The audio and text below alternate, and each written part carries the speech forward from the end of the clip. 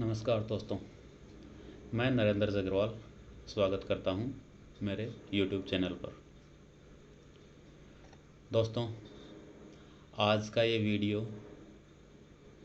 बनाया है मैंने कंप्यूटर सब्जेक्ट से रिलेटेड कंप्यूटर जनरेशन्स के टॉपिक पर। कंप्यूटर जनरेशन एग्ज़ाम के लिहाज से काफ़ी महत्वपूर्ण टॉपिक है।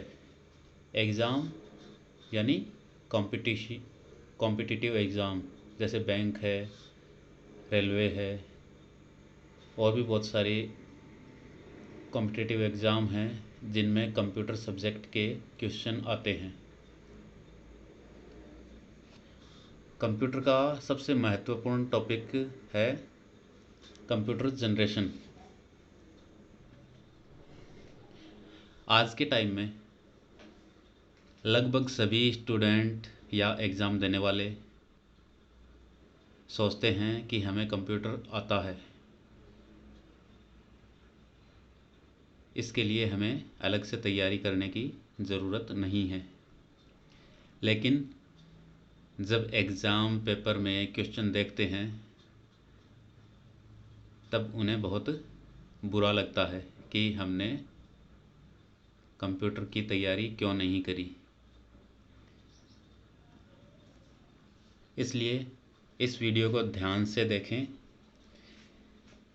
मेन टॉपिक इसमें मैंने डाले हैं जो एग्ज़ाम के लिहाज से, क्वेश्चन के लिहाज से इम्पोर्टेंट हैं, जिन पर क्वेश्चन बनते हैं या क्वेश्चन होते हैं।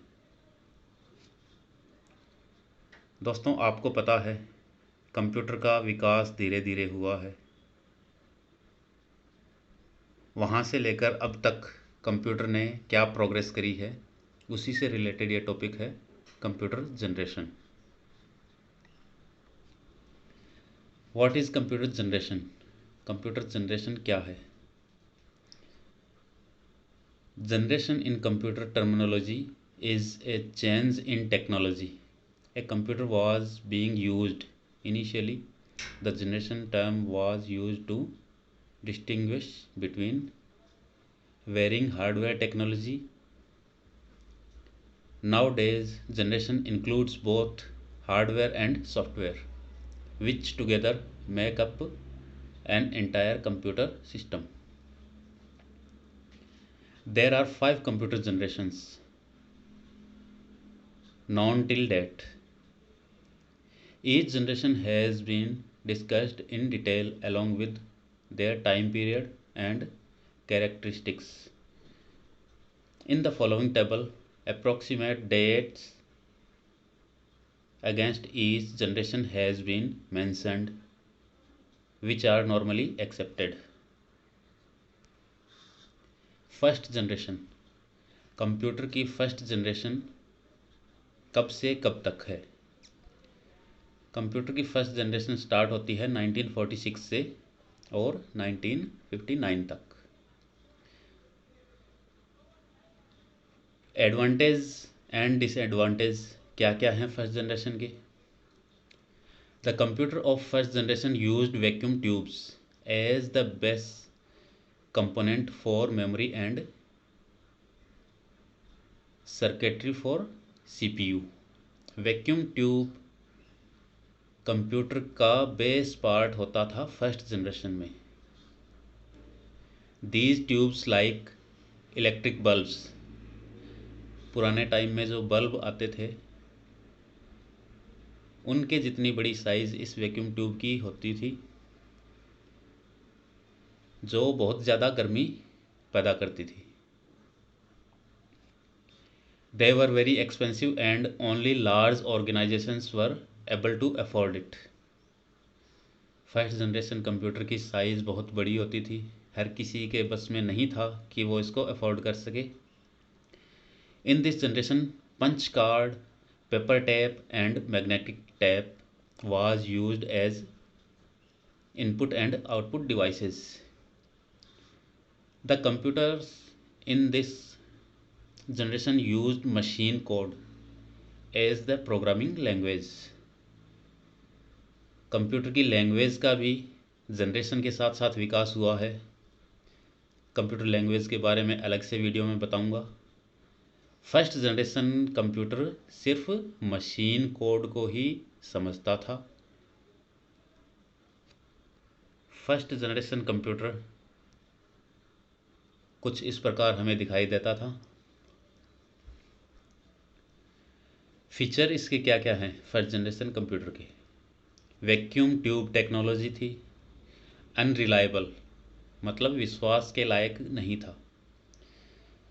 सपोर्टेड मशीन लैंग्वेज ओनली, सिर्फ मशीन लैंग्वेज ये समझता था। वेरी कॉस्टली, बहुत महंगा होता था। Generated a lot of heat, इस कंप्यूटर से बहुत ज़्यादा गर्मी पैदा होती थी। Slow input and output devices, इसकी जो इनपुट डिवाइस और आउटपुट डिवाइस थी काफ़ी स्लो थी। आज के जैसे नहीं कि कीबोर्ड माउस टाइप किया, क्लिक किया और हमें आउटपुट मिल गया। काफ़ी बड़ी साइज़। नीड ऑफ एसी, इस कंप्यूटर को चलाने के लिए एक ऐसा कमरा चाहिए जिसमें एसी लगा हो। नॉन पोर्टेबल, इसको हम कहीं ला ले जा नहीं सकते थे। Consumed a lot of electricity, बहुत ज़्यादा बिजली खर्च करता था। कुछ एग्जाम्पल हैं फर्स्ट जनरेशन कंप्यूटर के नाम ही हैं ये। ENIAC, EDVAC, UNIVAC, IBM 701, IBM 650।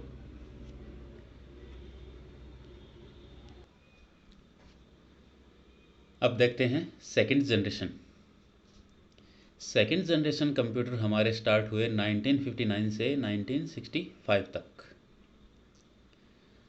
First generation और सेकंड जनरेशन में डिफरेंस क्या था? जनरेशन को क्यों चेंज किया गया? फर्स्ट जनरेशन से सेकंड जनरेशन में हम क्यों आए? इसका मेन कारण ये है कि फर्स्ट जनरेशन में इसका मेन पार्ट जो वैक्यूम ट्यूब हुआ करता था, सेकंड जनरेशन में उसने जगह ले ली ट्रांजिस्टर ने। ट्रांजिस्टर क्या होते हैं? एक इलेक्ट्रॉनिक पार्ट है कंप्यूटर का जिस पर कंप्यूटर डिपेंड करता है। जैसे फर्स्ट जनरेशन में वैक्यूम ट्यूब था, वैसे सेकंड जनरेशन में है transistor.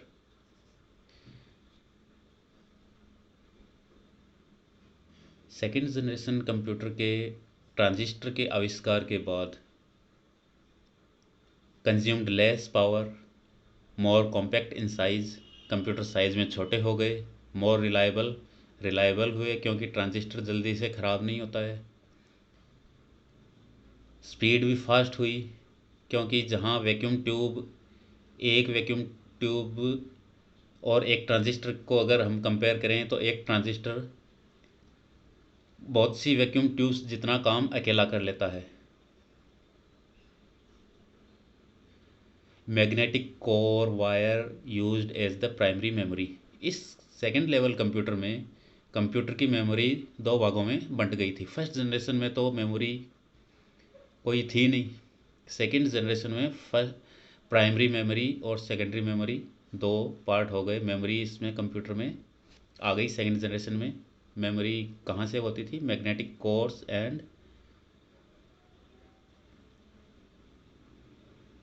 Magnetic course wire. Assembly language and high level programming languages like Fortran, COBOL were used. Assembly language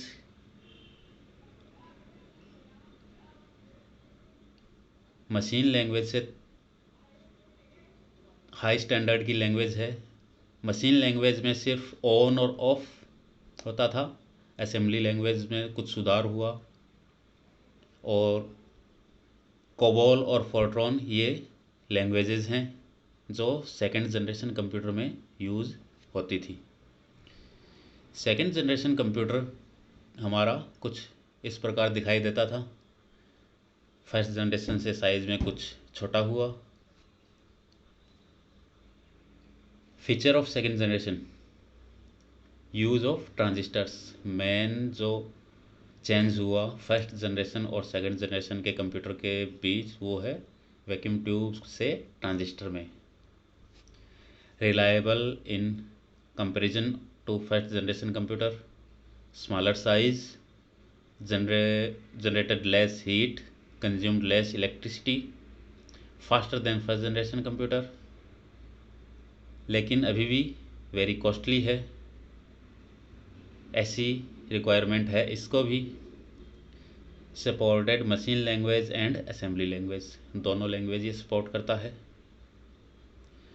second generation computer के कुछ एग्जांपल हैं, IBM 1620, IBM 7094, CDC 1604, CDC 3600, UNIVAC 1108। दोस्तों, first generation से second generation में हम आए, computer की size छोटी हुई, उसका मेन पार्ट में चेंज आया, साइज और इलेक्ट्रिक कंजप्शन में कमी आई। इसी प्रकार हम देखते हैं थर्ड जनरेशन में।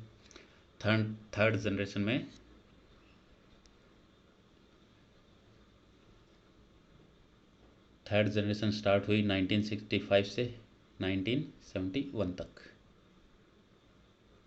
1 नहीं लिखा गया यहाँ पर, 1965 है ये, 1965 पढ़ें इसको। Third generation used integrated circuit. Integrated circuit क्या होता है? आईसीज, जिनको हम आईसी के नाम से जानते हैं। In place of transistors, transistors की जगह किसने ले ली? आईसी ने ले ली। As a single IC has many transistors, registers and capacitors. एक सिंगल आईसी में ट्रांजिस्टर, रजिस्टर्स और कैपेसिटर्स तीनों मिले होते हैं। IC was invented by Jack Kilby. IC का इन्वेंशन किसने किया? जैक किलबाय ने। This development made computers smaller in size, reliable and efficient. Remote processing, time sharing, multi programming operating system were used. High level language like Fortran, second to fourth, COBOL, Pascal, Basic, Algo 68 were used during this generation। Third generation में high level language use होने लगी, size और छोटी हो गई। किसकी वजह से? आईसी के इन्वेंशन की वजह से। आईसी का इन्वेंशन किसने किया? जैक किलबाय ने। थर्ड जनरेशन कंप्यूटर की साइज़ हमारे सामने है, देखिए। अभी के जो हमारे डेस्कटॉप हैं लगभग उतना ही बड़ा है। फीचर थर्ड जनरेशन कंप्यूटर के क्या क्या हैं? आईसी इसमें यूज्ड होने लगी, more reliable, smaller size, generated less heat, faster, lesser maintenance, costly, AC required consumption lesser electricity, supported high level language.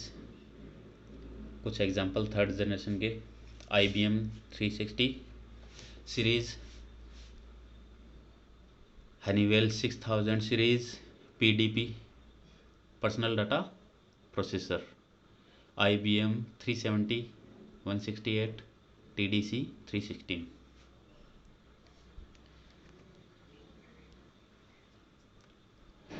अब आता है हमारा fourth generation computer.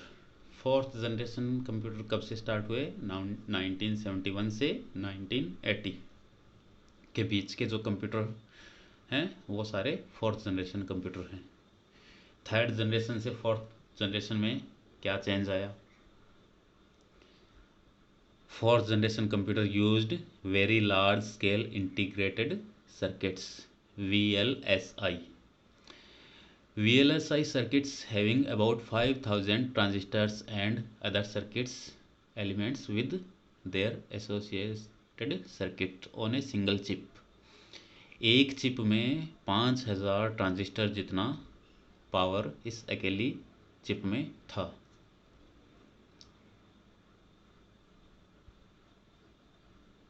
This chip made it possible to have micro computers of fourth generation. इस chip की वजह से micro computers को बनाना पॉसिबल हुआ। Fourth generation computers became more powerful, compact, reliable, and affordable. As a result, it gave rise to personal computer. इसकी वजह से पर्सनल कंप्यूटर जो आज हम घरों में देख रहे हैं उनका बनना पॉसिबल हुआ। In this generation time sharing, real time networking, distributed operating system use होने लगा। All the high level languages like C plus plus, database etc were used in this generation. हर प्रकार की हाई लेवल लैंग्वेज इस generation में use होने लगी। Computer ने लगभग घरों तक अपनी पहुंच बना ली थी। उसका मुख्य कारण क्या था? VLSI सर्किट का बनना। VLSI सर्किट बनने से कंप्यूटर की साइज़ छोटी हुई, कंप्यूटर सस्ते हुए, इसलिए लोगों की घरों तक कंप्यूटर ने अपनी पहुंच बनाई। फोर्थ जनरेशन कंप्यूटर हमारा कुछ इस प्रकार दिखाई देता था, जैसा कि आज हम देख रहे हैं। कीबोर्ड, माउस, मॉनिटर और CPU। Feature of fourth generation VLSI technology, very cheap, बहुत सस्ते हो गए, portable and reliable, use of PCs, very small size, pipeline processing, no AC required, क्योंकि इनके अंदर CPU बहुत छोटा साइज़ हो गई, इसलिए उसको ठंडा रखने के लिए इसी के अंदर CPU फैन लगे, जिसने CPU को ज़्यादा गर्म होने से बचाया। Concept of internet was introduced. PCs के आने के बाद इंटरनेट का विकास भी धीरे धीरे शुरू हुआ।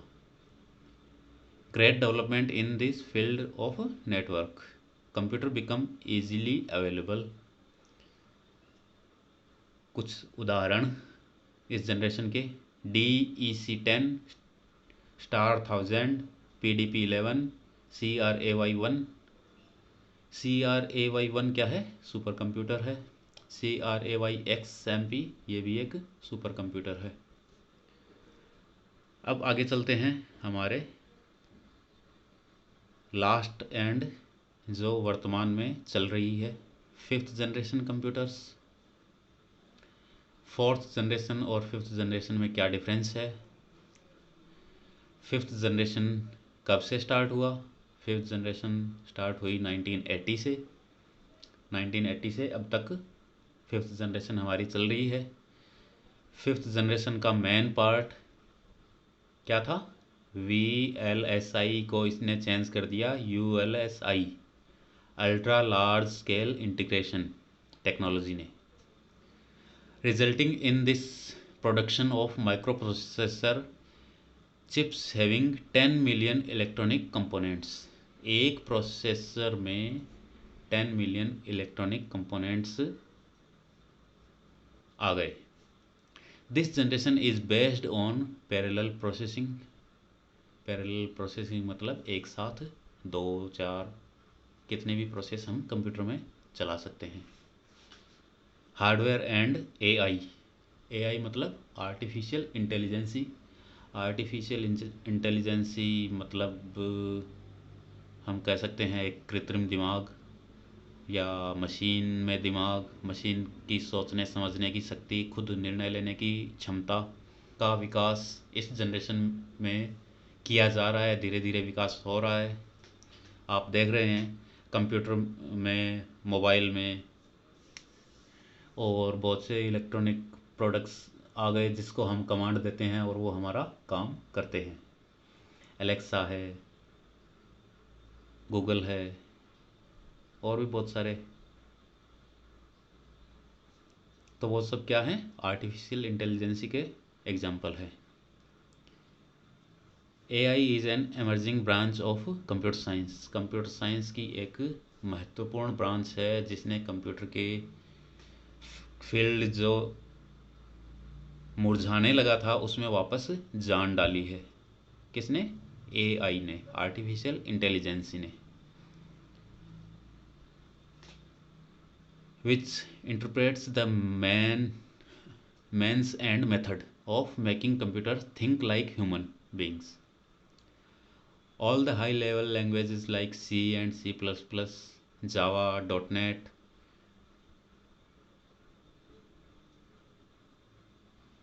Python are used in this generation. Latest जो हाई लेवल लैंग्वेज है वो है Python. Fifth generation computer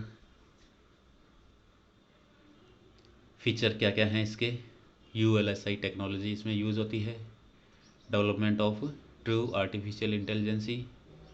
true artificial intelligence का विकास हो रहा है इसमें. Natural language processing. Natural language जैसे हम बोलते हैं उसी लैंग्वेज को कंप्यूटर समझे और उसी के अकॉर्डिंग अपना रिस्पॉन्स कंप्यूटर हमें दे.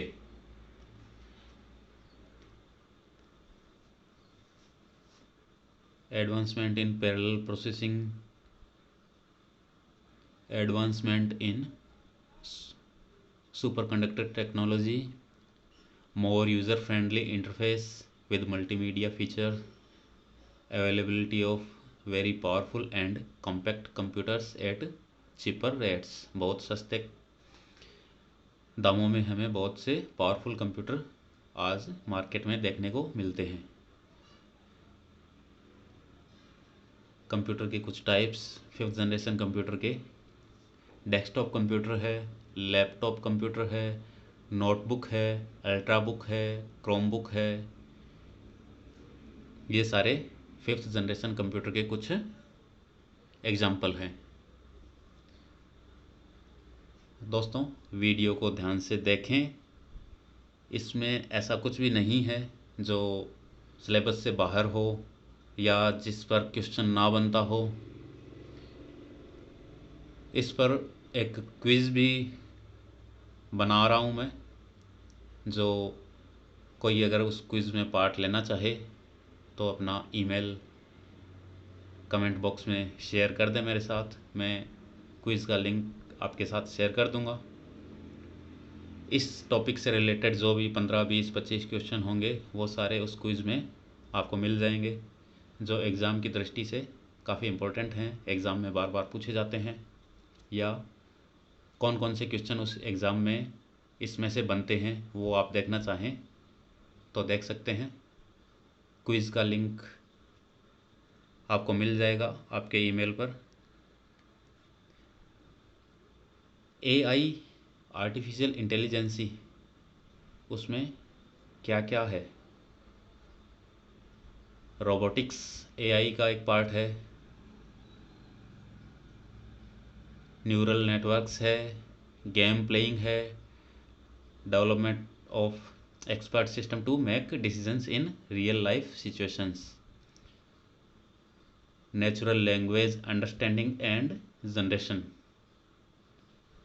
इस पर गूगल बहुत बढ़िया काम कर रहा है. इंग्लिश लैंग्वेज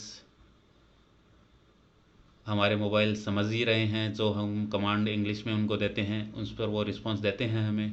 उसी प्रकार हिंदी लैंग्वेज पर भी काम चल रहा है. गूगल असिस्टेंट आपने सबने ट्राई किया होगा. नहीं किया तो आप करके देखें. आप अपनी लैंग्वेज उसमें एक बार फीड कर दें, सैंपल लेगा एक बार वो, फिर आप जो भी कमांड देंगे उस पर आपको रिस्पांस गूगल असिस्टेंट ज़रूर देगा. धन्यवाद दोस्तों आज का वीडियो देखने के लिए.